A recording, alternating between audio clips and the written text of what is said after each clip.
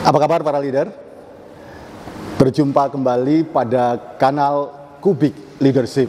Leaders, dalam sesi kali ini kita akan membahas hubungan atau korelasi antara meanings dan self-efficacy yang berdampak pada productivity pada sumber daya manusia. Inilah Leadership Talk.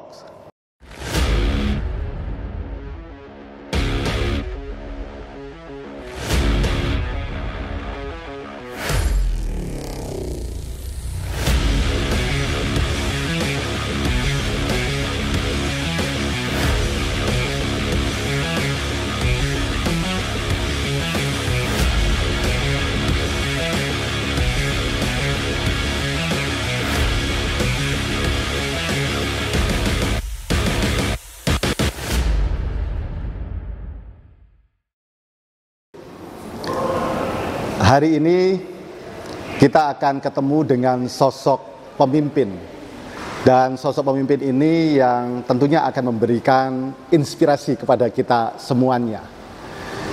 Kubik sebagai organisasi misi yang ingin mengungkit keberhasilan para pemimpin-pemimpin di Indonesia selalu berusaha untuk mencari fakta-fakta bukti nyata kepemimpinan dari pemimpin-pemimpin yang kita datangi, kita hadirkan dalam acara ini. Dan tentunya pemimpin-pemimpin terbaik di Indonesia ini terbukti atas prestasi yang telah dicapainya dan bukti fakta di lapangan atas kepemimpinan maupun kemampuan dalam mengelola manajemen di tempat di mana para pemimpin-pemimpin ini menjalankan fungsi dan peranannya. Bersyukur hari ini kita bisa berjumpa dengan Pak Dendi Hernama Cahyadi. Beliau adalah CEO dari Sinarmas Agro Resources dan Teknologi. Dan tentunya kita akan gali bagaimana peran dan cerita-cerita fakta-fakta kepemimpinan beliau dan apa yang telah dilakukan dalam membangun organisasi dan mencapai performa bisnis yang sampai saat ini kita mengenalnya. Semoga ilmu yang akan disampaikan oleh beliau memberikan pembelajaran bagi kita dan mendapatkan insight bagi pertumbuhan Bapak Ibu, para leader dalam menjalankan fungsi dan peranan membawa organisasi untuk tumbuh di masa depan. Untuk mengenal beliau, inilah kurikulum vitae yang Anda bisa lihat dan mengenalnya.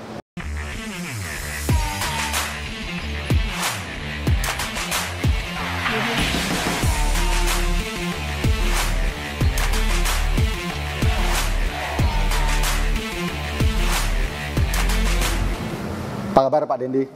Baik, alhamdulillah. Para leader, saya biasa mengenal atau menyebut Pak Dendi itu dengan sebutan Om Dendi. Jadi biar kita agak santai dan lebih akrab untuk menggali beliau, maka saya memanggilnya dengan Om Dendi gitu ya. Baik. Apa kabar Om? Terima kasih bisa hadir di acara ini, dan ini merupakan penghargaan bagi para pemimpin untuk bisa mendengarkan apa yang akan disampaikan oleh beliau. Om, aktivitas saat ini seperti apa nih? Dan tantangan apa yang sedang dihadapi oleh PT Smart ini, Om? Ya, jadi saat ini PT Smart TPK, ya, khususnya untuk agribisnis, sedang giat-giatnya, membawa perusahaan ke perusahaan yang sustainable, baik secara operasional maupun secara environment. Jadi selain kita memproduksi produk-produk consumer good, juga selalu diiringi dengan kegiatan-kegiatan yang sifatnya ramah lingkungan. Ya, jadi mulai dari mempersiapkan material bahan baku hingga sampai ke produksi akhir, termasuk di dalam processingnya. Jadi di dalam proses itu kita sangat memperhatikan kaitannya dengan ramah lingkungan yang sekarang juga menjadi topik utama di dalam dunia industri untuk mengurangkan emisi. Demikian. Oke, menarik ya Om ya. Jadi Smart ini sedang fokus, jadi ada semacam dua purpose kembar ini ya. Fokus dalam membawa Smart untuk menjalankan sustainability bisnisnya dan sekaligus ingin menjadi terdepan terbaik di dalam bisnis industri argo kelapa sawit dan turunannya gitu ya Om ya. Ya. Nah,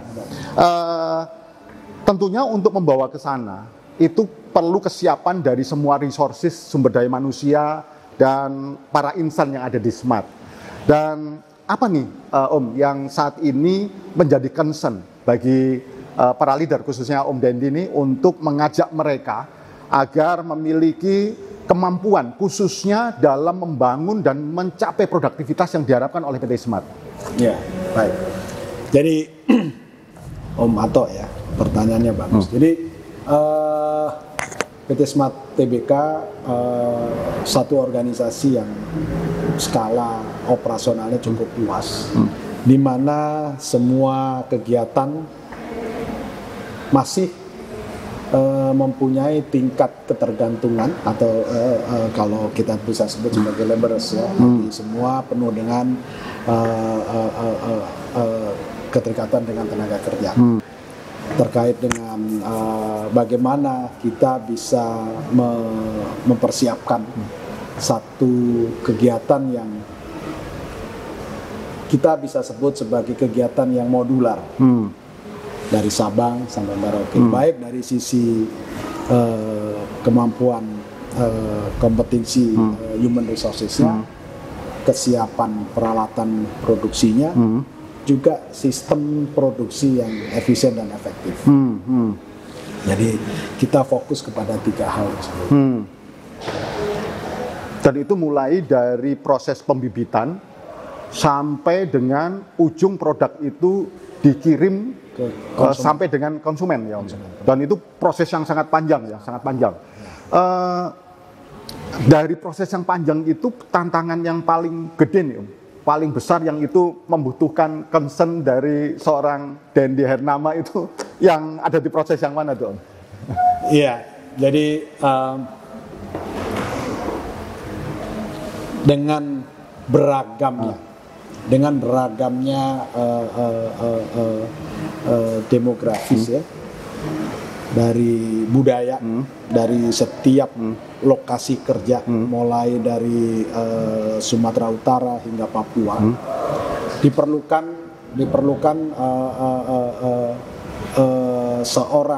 seorang pemimpin yang mempunyai strategi untuk bisa menyatukan atau menyamakan persepsi. Diperlukan satu sistem di mana kita bisa membuat standarisasi atau modularisasi seluruh kegiatan tersebut. Dari mulai Papua sampai di Sumatera mereka menjalankan sesuatu yang sama. Standar gitu ya. Ya. Jadi itu menjadi fokus kita sehingga kita bisa melakukan operasional dengan efisien dan efektif. Dan itu yang diharapkan mereka mampu menjalankan secara operasional yang efektif dan efisien gitu. Sesuai dengan topik diskusi kita nih Om, tentang meanings yang dibangun dan dimiliki oleh para resources, oleh para insan-insan yang ada di Sinarmas Agro Resources dan Teknologi. Apa yang dilakukan oleh pemimpin di Smart untuk kemudian membangun bahwa ini bukan perusahaan ala kadarnya nih ya. Mereka ini bekerja di organisasi yang besar dan ini bisa jadi menjadi kendaraan mereka untuk membawa keluarganya di masa depan. Sehingga mereka memiliki koherensi, keterkaitan atau kesamaan dengan apa yang ada dalam organisasi dengan apa yang ada dalam mereka secara individu. Nah, seperti apa tuh Om kalau saya boleh untuk disampaikan kepada teman-teman leaders nih, sehingga pemahaman mereka, koherensi terhadap kesesuaian antara mereka secara pribadi dengan organisasi itu bisa terjalin dengan baik dan mereka bisa bekerja dengan cukup lama seperti itu. Ya, jadi yang paling mendasar sebetulnya adanya value-value atau nilai-nilai yang dibangun oleh founder ya di dalam organisasi. Jadi semua itu sangat dikedepankan yang kita sebut sebagai rasa memiliki. Jadi kita tahu ya perusahaan agrobisnis kan perusahaan yang sifatnya bukan pendek ya. Jadi kalau kita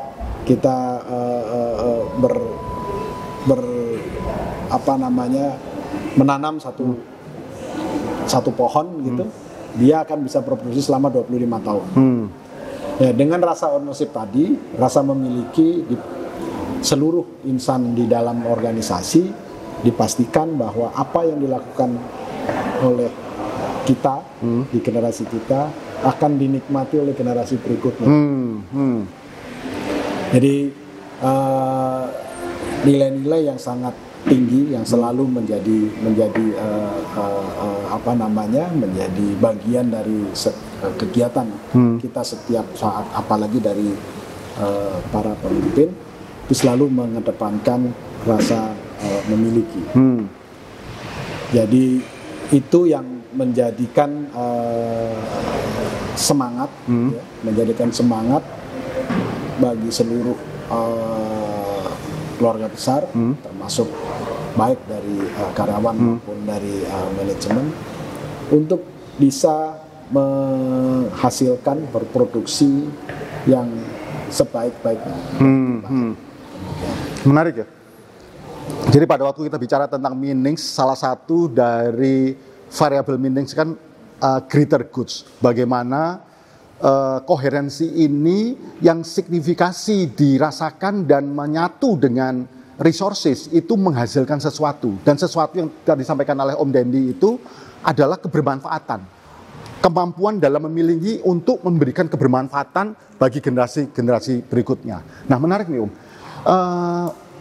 Bagi seorang CEO nih ya, untuk membangun kebermanfaatan oleh semua resources yang ada di Smart, tentunya tidak mudah ya. Ada proses-proses yang kemudian diinternalisasi maupun dilakukan oleh seorang leader di Smart. Seperti apa tuh Om? Untuk kemudian membangun mereka itu punya kemampuan ownership yang tinggi. Bahwa mereka itu tidak sekedar bekerja, tapi bekerja untuk mewariskan kepada generasi-generasi berikutnya. Bahkan saya jadi ingat bahwa mereka berpikir untuk membangun the living company gitu ya. Organisasi yang dibangun untuk selalu berprestasi dan tidak meninggalkan masalah kepada orang-orang yang ditinggalkan. Tentunya ini kan bukan terjadi dengan sendirinya kan Om ya. Jadi seperti apa tuh Om yang telah dilakukan oleh para leader di Smart untuk mengupayakan hal itu? Ya, jadi memang nilai-nilai ownership ya, nilai-nilai bahwa apa yang kita lakukan sekarang akan dinikmati oleh generasi berikutnya. Jadi men-set up tujuan, target, di mana target itu merupakan satu tujuan mulia, bahwa kita membangun satu perusahaan, kemudian bermanfaat bagi masyarakat, bermanfaat bagi hidup orang banyak, termasuk keluarga besar di Sinarmasnya. Jadi yang menjadi fokus kepada kita adalah memastikan, gitu ya, bahwa target yang kita set atau target yang kita ciptakan, visi dari misi perusahaan itu sangat dipahami dan sangat ya, nggak cuma dipahami ya, dipahami dan sangat dihayati. Sangat dipahami dan sangat dihayati dari seluruh jajaran. Jadi para leader di Smart itu memastikan bahwa nilai-nilai dan salah satunya adalah nilai-nilai ownership dan berkelanjutan ini tidak hanya dipahami, tetapi dimaknai oleh semua insan-insan di Smart, dan itu menjadi dasar untuk kemudian mereka melakukan dalam keseharian mereka bekerja. Begitu ya Om ya? Wah, menarik teman-teman leaders, bahwa bagaimana para leader di Smart itu menginternalisasi proses ini dilakukan dengan sedemikian baik dan tepat. PT Smart sebagai organisasi bisnis yang mengelola dari mulai pembibitan sampai proses mendelivery produk, ternyata tidak hanya berpikir tentang bisnis, tetapi berpikir tentang sustainability. Sustainability bukan hanya perusahaan, tetapi bagaimana membangun bisnis ini yang memiliki kebermanfaatan, tidak hanya bagi organisasi, tetapi bagi pekerja, masyarakat, dan orang-orang yang berinteraksi di dalam bisnis ini. Tadi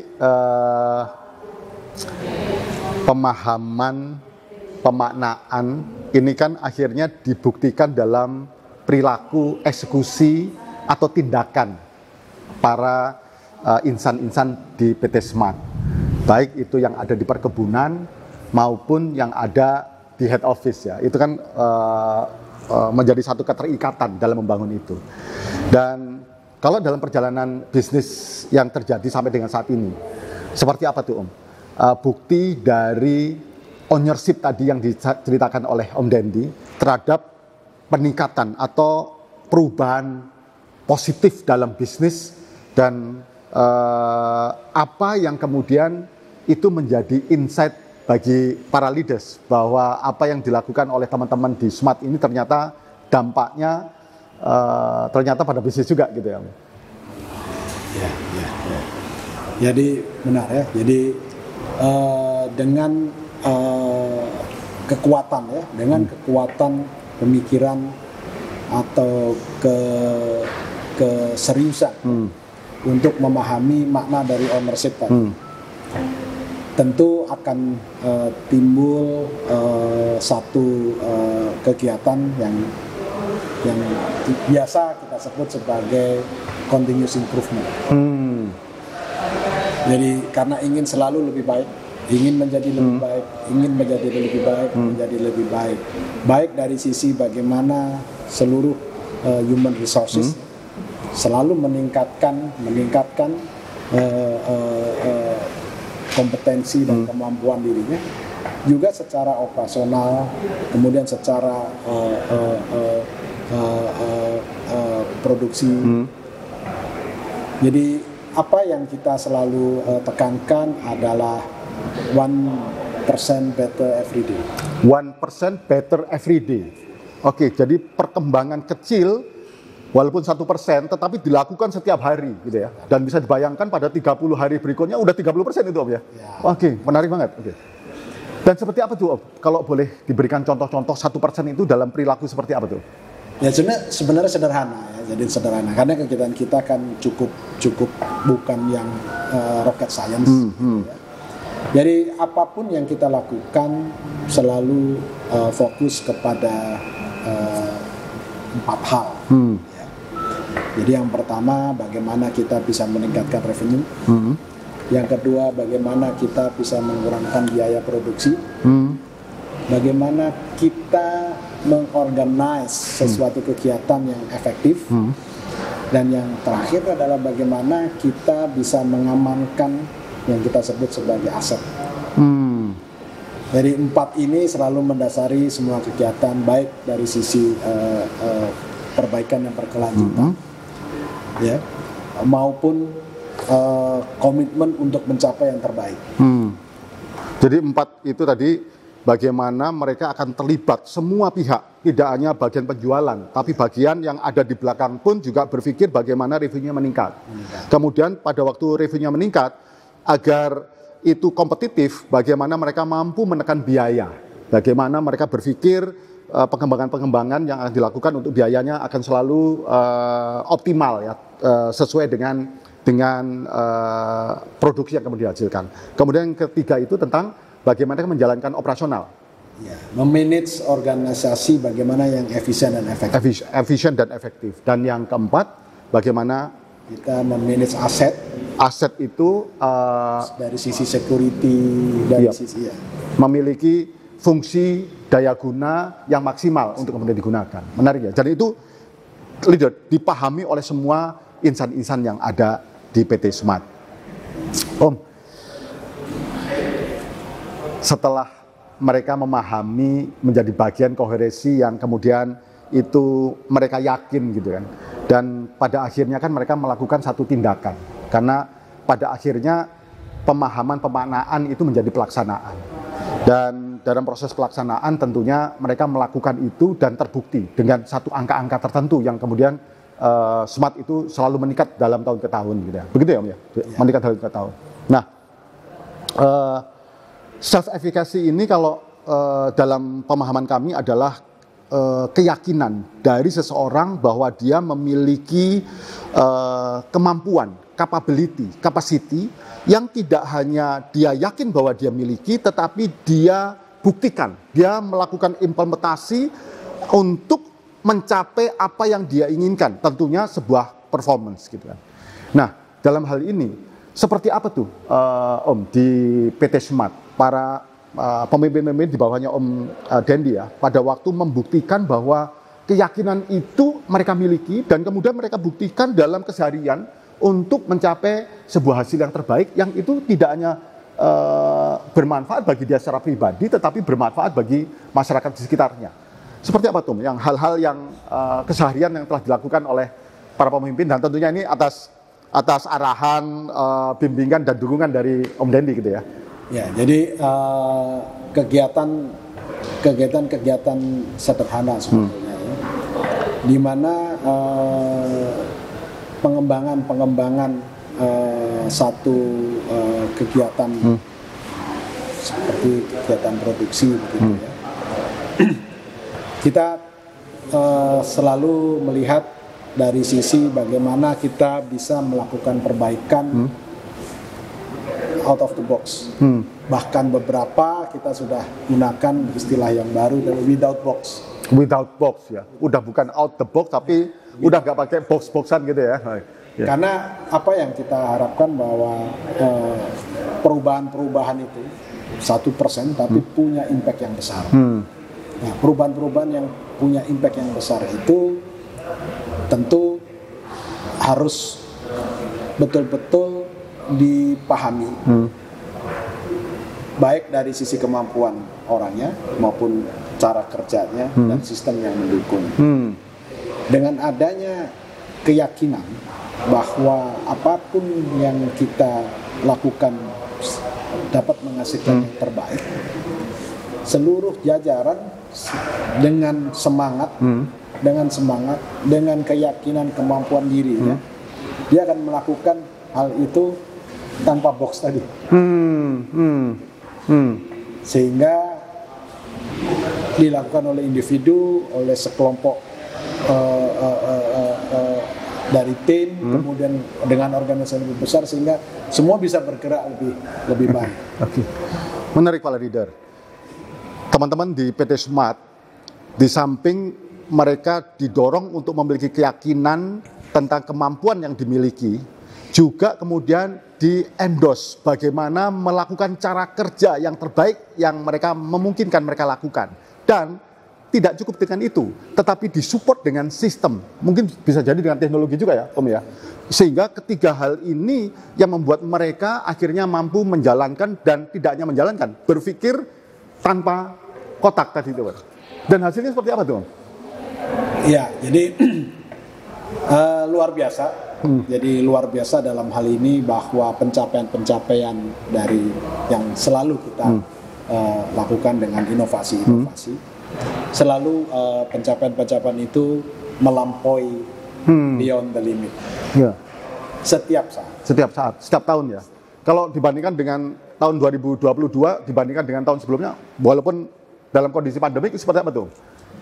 Ya, jadi kalau kita bicara periode tahun 2021-2022 itu adalah periode yang memang tidak mudah ya, dalam hal ini karena dalam kondisi yang tidak kalau kita bilang adalah kondisi khusus ya, kasus khusus begitu. Tentunya challenge dan kita bisa lampaui dengan baik. Oke. Ya. Dan di tahun lalu tentunya mereka bahkan sudah mulai lepas dari kungkungan psikologis pandemi gitu ya Om ya? Ya. Oke, menarik. Om, sebagai CEO ini kan jadwalnya padat gitu ya. Pada waktu kita janjian untuk ketemu hari ini kan sempat berapa kali miss waktunya karena kesibukan Om Dandi lah. Karena harus bayangin ya dari Papua sampai ujung Sumatera gitu ya. Tapi saya dengar di kegiatan kesibukan Anda sebagai CEO itu Anda masih terlibat banyak pada hal-hal yang ini bisa jadi hobi atau apa gitu ya? Apa ya selain kegiatan rutin Anda di Smart itu apa kegiatan yang Anda tekuni gitu? Ya, pertanyaan bagus dan menarik gitu ya. Kebetulan saya punya hobi yang saya berusaha menyempatkan melakukannya di sela-sela kesibukan. Ya, berawal dari kegiatan-kegiatan yang sifatnya weekend, setiap weekend, ya. Kemudian kita lakukan beberapa kegiatan yang hobi yang bisa mempunyai prestasi. Hobi yang bisa mampu mencapai prestasi ya. Ya. Apa Om? Hobinya apa? Ya. Apa tuh hobinya? Sebenarnya sederhana ya, mungkin kita juga sudah mulai melakukannya sejak kecil. Kita bersepeda. Oke, makanya ada aksesoris ini ya. Ini salah satu yang menjadi bagian kegiatan di sela-sela pekerjaan, tetapi mampu mencapai prestasi. Ini menarik nih para leader, karena prestasi ini seperti yang tadi kita bahas sebelumnya, bahwa seseorang tentunya yakin dulu bahwa dia punya kemampuan, dan kemampuan itu diimplementasikan, dibuktikan dalam mencapai apa yang diinginkan, dan salah satunya adalah prestasi itu. Jadi penasaran nih Om, prestasi apa nih Om dalam konteks sepeda ini yang telah dicapai oleh Om Dandi? Ya, jadi berawal dari kegiatan yang saya lakukan rutin setiap weekend bersepeda, dan selalu di dalam satu kegiatan yang sifatnya hobi, saya selalu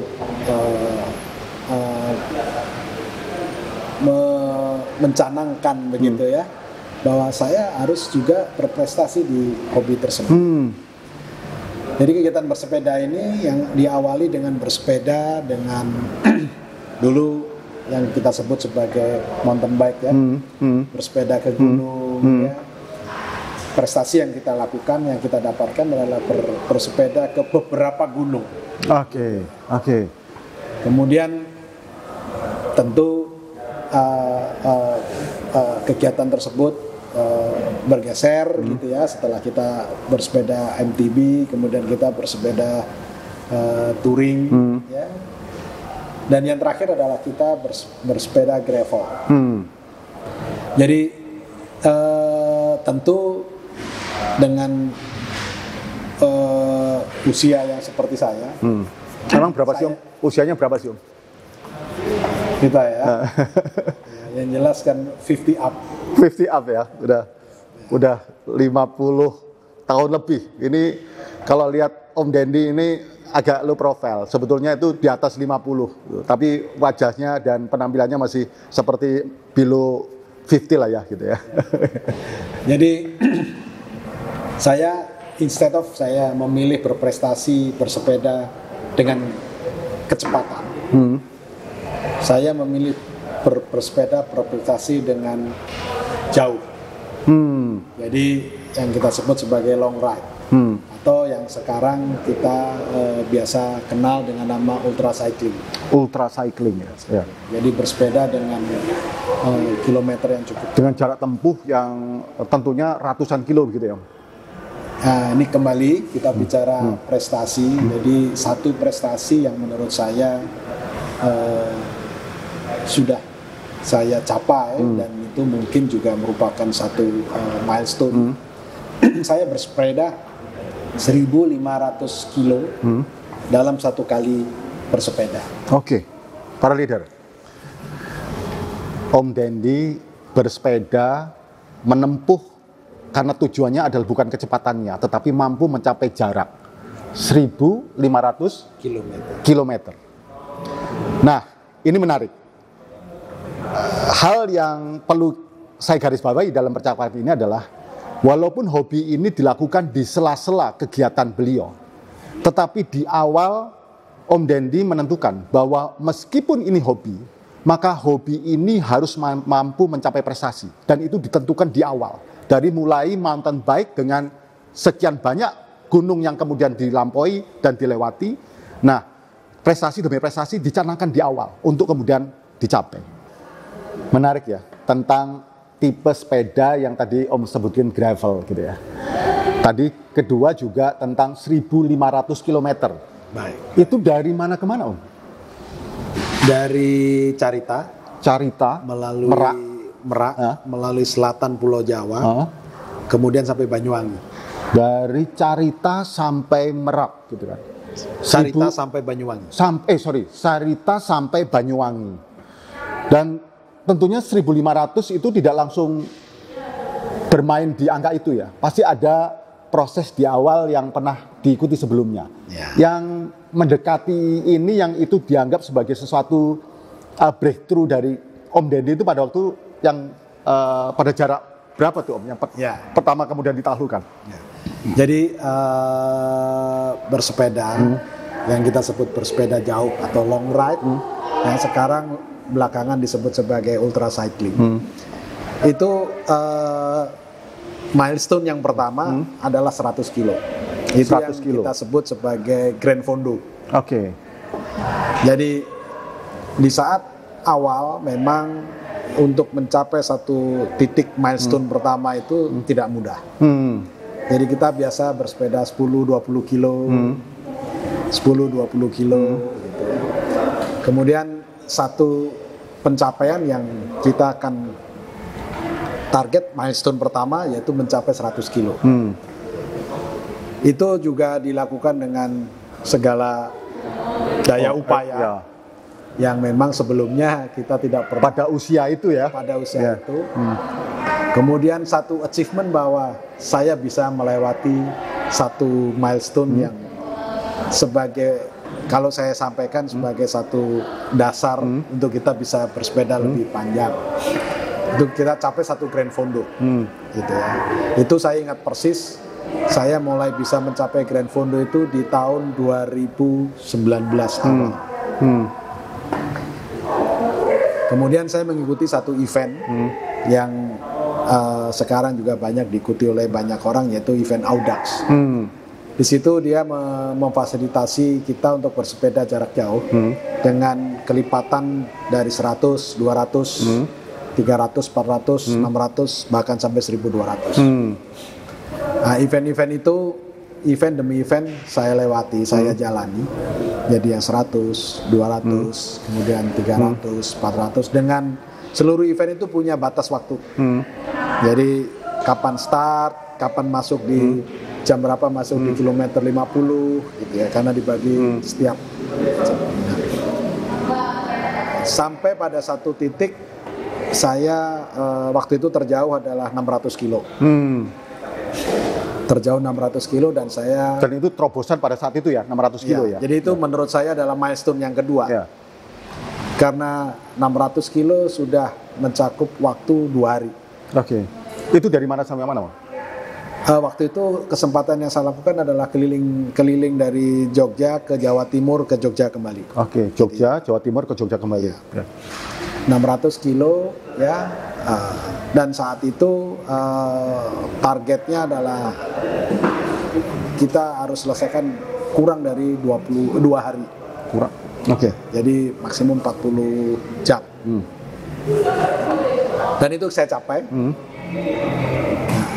Kemudian timbul prestasi apa lagi nih yang saya akan lakukan. Karena di depan itu udah di set ya, bahwa prestasi itu harus selalu naik kelas ya, naik kelas ya. 1% better every day.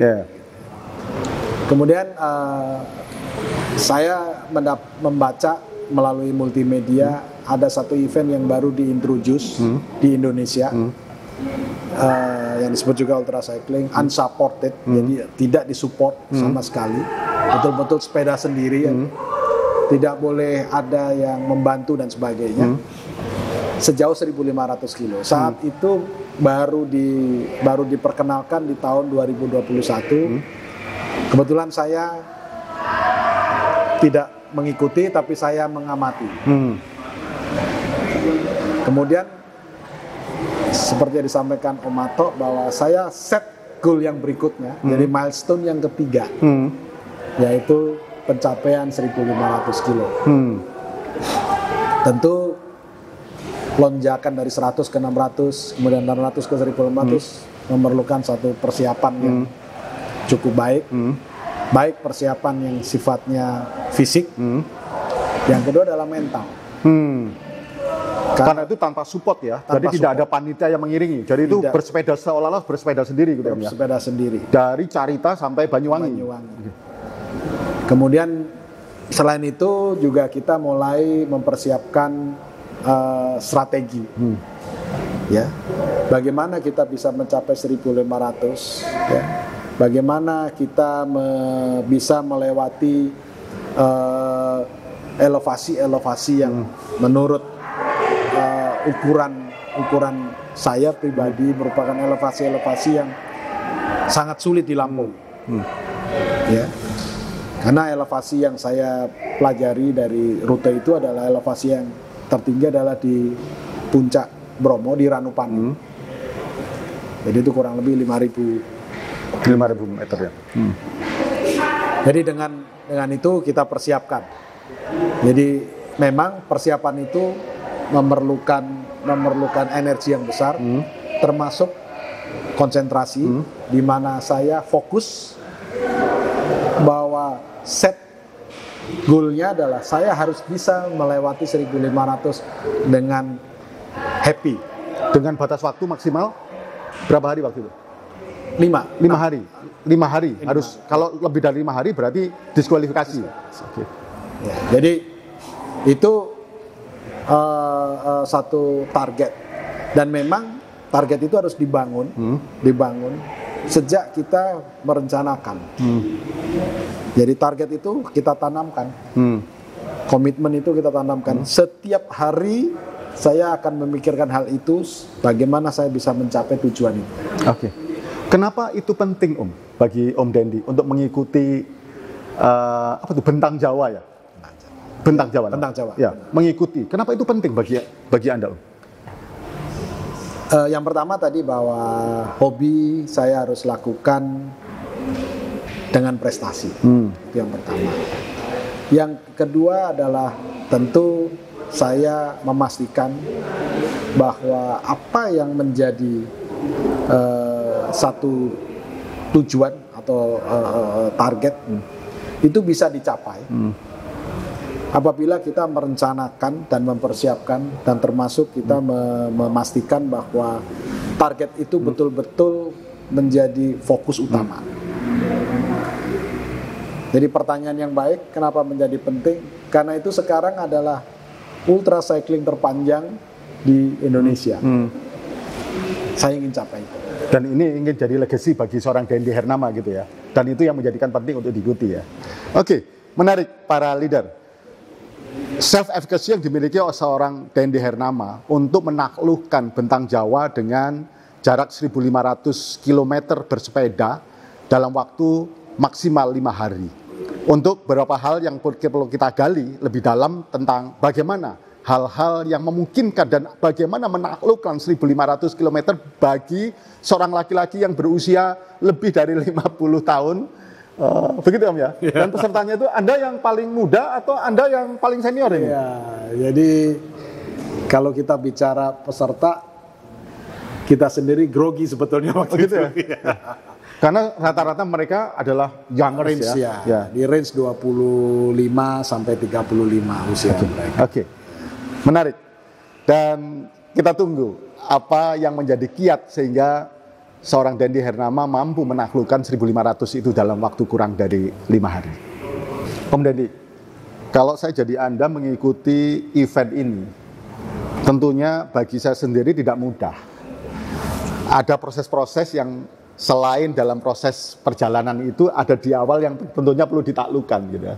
Mungkin Anda bisa ceritakan hal-hal apa dari proses persiapan sampai dalam perjalanan itu Anda mampu kemudian mencapai dan kemudian selesai pada finish line di Banyuwangi gitu ya. Dan kalau saya boleh tahu Om, berapa orang yang mendaftar event ini kalau yang Anda ketahui? Dia mencapai kurang lebih 2.000 yang 2.000 orang ya, 2.000 orang dan yang akhirnya start 120-an orang. Oke, dari 2.000 pendaftar yang kemudian memenuhi klasifikasi dan syarat hanya sekitar 120-an. Dan salah satu yang kemudian mampu finish sampai dengan finish line adalah salah satunya adalah Om Dendi Hernama. Monggo Om, Anda hal apa yang menarik yang ini bisa mengkaitkan itu dengan keyakinan Om Dendi bahwa Anda punya kemampuan dan keyakinan itu memang perlu dibuktikan untuk kemudian mencapai sebuah prestasi. Ya, baik. Jadi tadi bahwa yang pertama adalah yang memotivasi saya kenapa saya harus 1.500 adalah saya harus mencapai satu prestasi dengan hobi saya. Jadi kita dengan mengikuti Bentang Jawa. Jadi dari proses pendaftaran saja sudah kita bisa lihat bahwa seluruh kegiatan itu merupakan kegiatan yang menurut saya perlu kesiapan dua hal tadi. Yang pertama fisik, yang kedua mental. Karena kita sudah persiapkan bahwa yang akan kita lakukan, yang kita akan bersepeda itu day and night, jadi siang dan malam. Tentu bukan hal yang mudah bagi saya, karena tantangannya adalah untuk bisa melakukan 1.500, kan saya tidak harus melakukan latihan 1.500 dahulu. Jadi saya lakukan dengan dicangking ya. Kita pecah dulu nih satu tahapan persiapan. Jadi saya yakini apabila saya sudah bisa melakukan kurang lebih 40% ya dari total panjang 1.500 itu, saya bisa mempersiapkan diri bagaimana saya mengatur kemampuan saya, termasuk mengatur asupan, termasuk mengatur memanage bagaimana saya beristirahat, termasuk bagaimana saya menghadapi kendala elevasi apabila itu tanjakan, apabila itu turunan dan sebagainya. Jadi itu semua kita persiapkan dengan modal bahwa saya sudah mencapai satu kegiatan yang 600 kilo. Dan itu persiapan itu saya cukup lakukan kurang lebih 6 bulan sebelum aktivitas itu. Tapi memang kalau kita bicara yang paling menarik, yang tentu juga menjadi satu pertanyaan di setiap teman-teman saya, gitu ya. Apakah keluarga mengizinkan? Seorang diri dari Carita ke Banyuwangi cuman pakai sepeda, nggak ada pengawal, panitianya nggak ada di dalam proses perjalanan itu gitu ya. Jadi apa yang saya lakukan adalah saya melakukan edukasi. Jadi saya mencoba mengedukasi supporting system saya. Sebetulnya bahwa saya mampu dengan fisik, dengan kondisi saya yang seperti ini, dan dengan saya merencanakan kegiatan itu dengan baik. Saya mengedukasi mereka bahwa saya insya Allah saya bisa lakukan ini dengan baik. Tidak sekedar meyakinkan, tapi juga mengedukasi ya. Mengedukasi. Oke. Ya. Memang tidak mudah. Jadi ada satu periode di mana dari submission diterima, dari submission sampai diterima itu kurang lebih 3 bulan. Nah, periode itulah kita sudah lakukan edukasi kepada supporting system saya, istri, anak, dan seluruh teman-teman juga bahwa saya persiapkan secara fisik dan saya siapkan secara mental untuk saya jalani kegiatan ini. Kemudian saya mendapatkan informasi bahwa saya diterima. Itu merupakan milestone yang pertama dalam journey itu. Karena apakah saya bisa dengan artinya dengan mudah saya meyakini bahwa saya bisa. Jadi enrollment diterima, begitu diterima itu bukannya saya makin yakin, makin ragu-ragu.